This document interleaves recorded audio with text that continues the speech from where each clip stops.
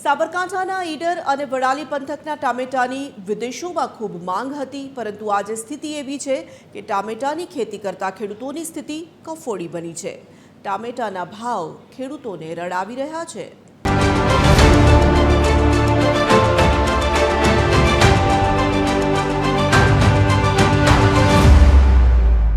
ઈડર અને વડાલી પંથકમાં આ વખતે ટામેટાની ખેતી ખેડૂતોને માથે પડી છે। લાખોના ખર્ચે ટામેટાના માંડવા તૈયાર કર્યા, મોંઘા બિયારણ અને ખાતર નાખ્યા, પણ નસીબ એવું ફૂટ્યું કે ભાવ તળિયે બેસી ગયા।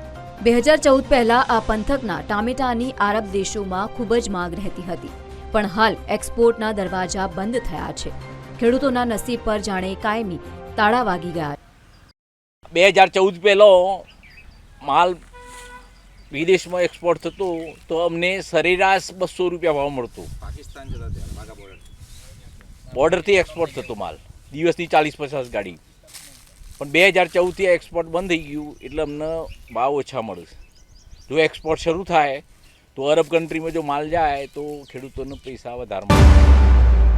બજાર ભાવ જે મળવા જોઈએ તે આજે મળતા નથી અને એના ખર્ચા આજે જે ખેતીના અપ ટુ એન્ડ સુધીનો કમસે કમ 1 વીઘા દીઠ 1 લાખ ઉપર બેસે છે, જ્યારે આજના ભાવ ગણીએ તો 40થી 50 રૂપિયા જે 20 કિલોનો ભાવ છે તે ખેડૂતને આજે 1 પણ રૂપિયો એમાં પોસાય એવું નથી। ટામેટાના હાલના ભાવ જોઈએ તો હોલસેલ માર્કેટમાં 20 કિલોના માંડ 50 થી 60 રૂપિયા છે, જ્યારે ખેડૂતોની માંગ છે કે જો 180 થી 200 રૂપિયા ભાવ મળે તો જ તેમનો ખર્ચ નીકળે અને 2 પૈસા કમાવા મળે। પ્રોડક્શનની સામે ભાવની વાત કરીએ તો ભાવ હાલના 50 રૂપિયા છે। શરૂઆતમાં બી ઓછો ભાવ હતો, બરોબર, જે અમને ખેડૂતોને કોઈને પોસાતો નથી। એની સામે ખર્ચની વાત કરીએ તો આજે એક બી મજૂરની વાત કરીએ તો એક મજૂરને આખા દિવસનો રોજ 500 રૂપિયા અમે ચૂકવતા હોઈએ છીએ, બરોબર। અત્યારે હાલની જ વાત કરું કે આ મારી ખેતર છે, અત્યારે રોજ 5-6 દિવસે મારે 150 મણ માલ એટલે 3000 કિલો માલ ઉતરે છે।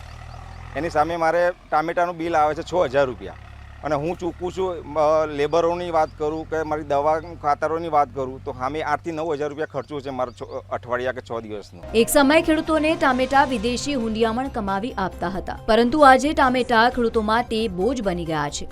જો સ્થિતિ યથાવત રહી તો ખેડૂતોની સ્થિતિ દયનીય બની જશે।